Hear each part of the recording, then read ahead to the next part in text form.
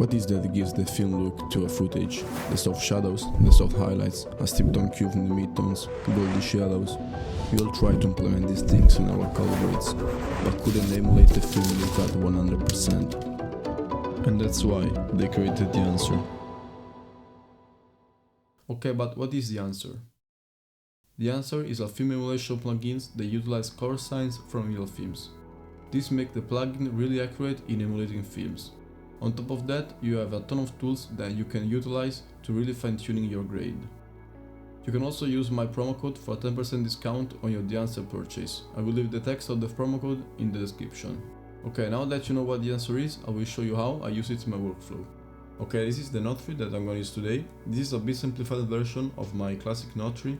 I want to tell you just one thing about this note tree is that I have one CST nodes that take as input Rec 709 and Gamma 2.4. It converts it in DaVinci Wide Gamut and DaVinci Intermediate. Then there is another CST that take as input DaVinci Wide Gamut and DaVinci Intermediate and convert in Rec 709 and Gamma 2.2. This is a node with a LUT made by Fujifilm that converts F-Log 2 into Rec 709. Now I'm gonna activate Dehancer. As you can see, it's looking pretty bad, but it's completely normal. I'm gonna open the FX tab, and in Dehancer I'm gonna uncheck this film tool, and then I'm gonna go in print and click on Kodak 2283. This is already giving us a really base for our look. Now I will go into the film grain section and I change to 65mm. I really like the look of the 65mm, and with the mount tool you can change the amount of grain you have in your footage. I think that somewhere around 70 or 80 is looking good. Then I will enable the halation effect, and also there I always go with the 35 or the 65. I will leave on 35 because it is looking really good, but it's a bit too strong, so I'm gonna use the amplify slider to pull it down a bit, like that. Then this is a really cool effect, it's the bloom effect, but you have to be really careful with it because it's easy to destroy your image. As you can see, this is giving a nice glow around our brightest part of the image. I will go with the 65. You also have the custom option, but it's really for particular cases and to make something really precise. But the 65 is gonna to work pretty good. With the amplify tool I'm going to pull it down because it is a bit too strong, like that. Then I will skip all the way down to the vignette. This is really cool because you have the mask mode. You can be really precise with the shape and the size of your vignette. With the aspect ratio you can change the shape.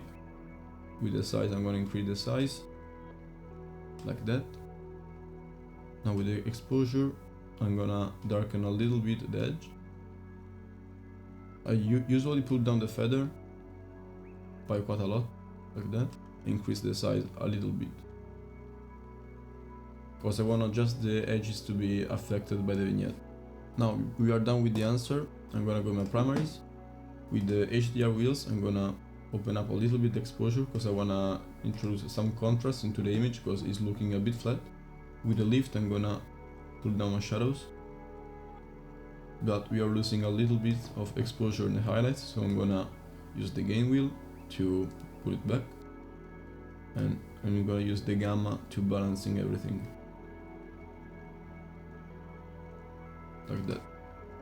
Then in the balance node I set this balance node to a linear gamma, like that, and I also set the key output to 0.1 because I feel like the wheels in DaVinci Resolve are a bit too sensitive, and I'm gonna introduce some green because I feel like this image is a little bit too magenta, like that. Nothing crazy.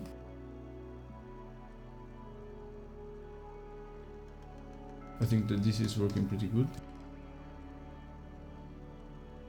Now I set this sub node to a HSV color space, and I deactivated channel 1 and channel 3.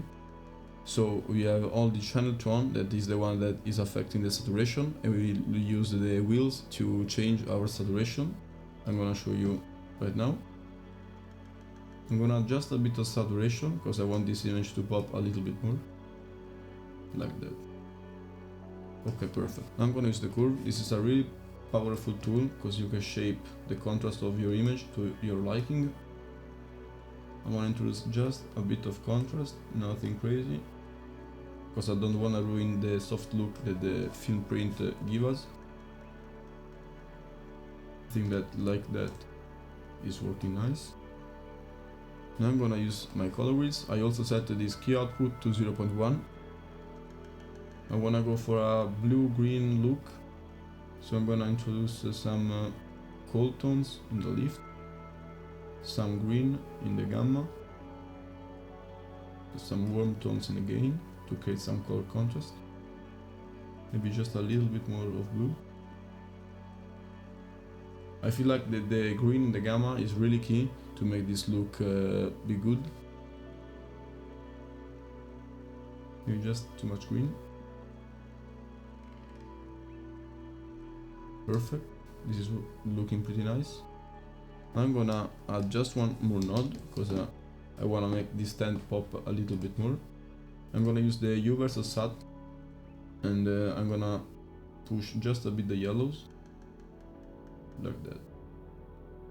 Okay, this was pretty quick, but I want to show you how quickly and easy you can achieve good looking images in Dehancer. So this was the starting footage, and this is the graded version.